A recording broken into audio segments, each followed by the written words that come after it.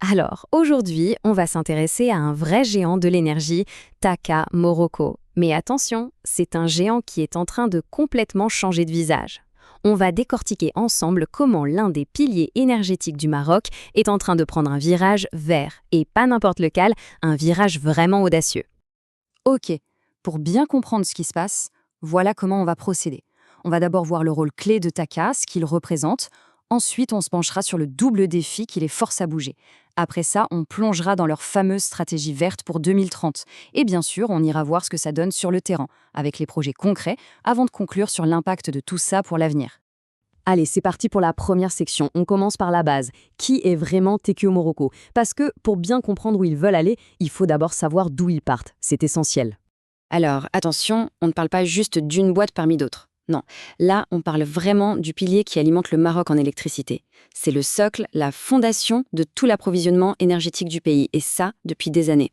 Et pendant très longtemps, quand on disait Taka Morocco, on pensait à une seule chose, leur immense centrale thermique à charbon. C'était vraiment leur cœur de métier, une pièce absolument maîtresse de l'infrastructure du pays, une pièce critique, mais aussi, faut le dire, parfois controversée. Et pour qu'on se rende bien compte de ce que ça représente, on parle d'une capacité de plus de 2000 mégawatts. C'est juste colossal comme puissance. Le truc, c'est que toute cette puissance, ou presque, elle vient du charbon. Bon, on l'a compris, c'est un modèle qui a fonctionné. Mais voilà, ce modèle, il atteint clairement ses limites. Aujourd'hui, la situation a changé. Et TK fait face à une double pression. Une pression qui remet absolument tout en question. Le premier défi, c'est simple. La demande en énergie qui explose, littéralement. L'économie marocaine se développe, la population augmente, bref, tout le monde a besoin de plus en plus d'électricité. Et ça met une pression énorme sur le réseau actuel. Et puis, il y a le deuxième défi. Et celui-là, il est peut-être encore plus crucial. Le manque d'eau. Ce n'est plus un secret, le Maroc est officiellement en situation de stress hydrique. Ça veut dire que chaque goutte d'eau compte. Alors, face à ce double problème énergie et eau, que faire? Eh bien, c'est justement là qu'intervient leur fameuse stratégie verte pour 2030. C'est leur grande réponse. Le mot d'ordre, le concept clé derrière tout ça, c'est la décarbonation. Qu'est-ce que ça veut dire? Tout simplement qu'on va changer radicalement de A à Z la façon de produire de l'énergie dans le pays. Et là, regardez bien ces chiffres, parce que c'est là qu'on prend vraiment la mesure de l'ambition. On ne parle pas d'un petit ajustement, là c'est une révolution. Ils veulent passer de quasiment zéro énergie renouvelable à près de 5000 mégawatts et en même temps créer une capacité énorme de production d'eau. Au total, leur capacité de production va être multipliée par 4. C'est juste énorme. Et ces images, eh bien, elles résument parfaitement cette vision. D'un côté, on a le passé, l'empreinte industrielle du charbon, et de l'autre, le futur, de vastes parcs éoliens et solaires. C'est un virage à 180 degrés vers les technologies propres.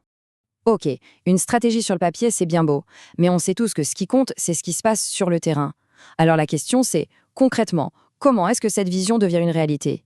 Eh bien, pour y arriver, l'entreprise avance sur 3 grands axes en même temps. C'est vraiment une approche complète. D'un côté, le développement à grande échelle de l'éolien et du solaire. Ensuite, un rôle de pionnier dans l'hydrogène vert. Et enfin, la construction d'infrastructures pour l'eau. C'est vraiment les 3 piliers de leur action. Alors si on regarde le solaire par exemple, on a des projets comme Nour PV2 qui sont déjà bien avancés. L'idée, c'est d'ajouter une bonne dose de capacité solaire et donc d'énergie propre directement dans le réseau national.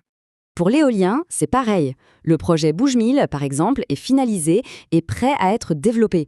Il va permettre de capter la puissance des vents marocains pour la transformer en électricité propre. Mais ce n'est pas tout. Ils regardent aussi vers le futur des carburants, et ça, c'est l'hydrogène vert. Ils ont un énorme projet dans la région de Dakhla, en partenariat, pour produire de l'ammoniac vert et des carburants de synthèse. On est vraiment dans l'énergie du futur, là. Et enfin, pour le défi de l'eau, ils s'y attaquent de front. Comment? En construisant de nouvelles usines de dessalement et tout ce qui va avec pour transporter l'eau. Le but est simple, mais vital.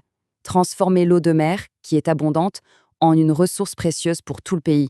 Le point crucial, c'est que tout ça, ce ne sont pas juste des plans sur un bout de papier. Non, cette stratégie, elle est soutenue par des partenaires financiers internationaux très sérieux, comme la banque japonaise JBIC. Et ça, évidemment, ça donne une crédibilité énorme à tout le projet. Alors, maintenant qu'on a vu tout ça, on peut se poser la question, quel est l'impact global? Qu'est-ce que ce virage change vraiment pour le Maroc et peut-être même pour les autres? Et la réponse vient directement du PDG de l'entreprise. Ce qui nous dit, c'est que le temps de la planification est terminé. On est maintenant dans une phase d'exécution et même d'exécution accélérée. En d'autres termes, le changement, ce n'est pas pour demain, c'est maintenant. Bon, si on devait résumer les points vraiment clés à retenir de tout ça, ce serait quoi? Premièrement, c'est un pivot stratégique énorme. On passe du charbon au bas carbone. Deuxièmement, il y a des investissements concrets qui se voient dans le solaire, l'éolien, l'hydrogène et l'eau. Troisièmement, la feuille de route pour 2030 est super claire. Quadrupler la capacité. Et enfin, tout ça est validé par des partenaires internationaux solides. Donc au final, il faut bien comprendre que ce virage, c'est bien plus qu'une simple stratégie d'entreprise. En réalité, c'est une réponse directe aux plus grands défis du Maroc. L'objectif, c'est de garantir la sécurité du pays, autant sur le plan de l'énergie et de l'eau que sur celui de son avenir environnemental et de sa compétitivité. Et ça nous amène à une dernière question, une question qui ouvre le débat. Est-ce que la transformation verte d'une seule entreprise, même si c'est un géant, peut vraiment servir de modèle pour l'avenir énergétique de toute une région? C'est une question qui, à mon avis, dépasse largement les seules frontières du Maroc.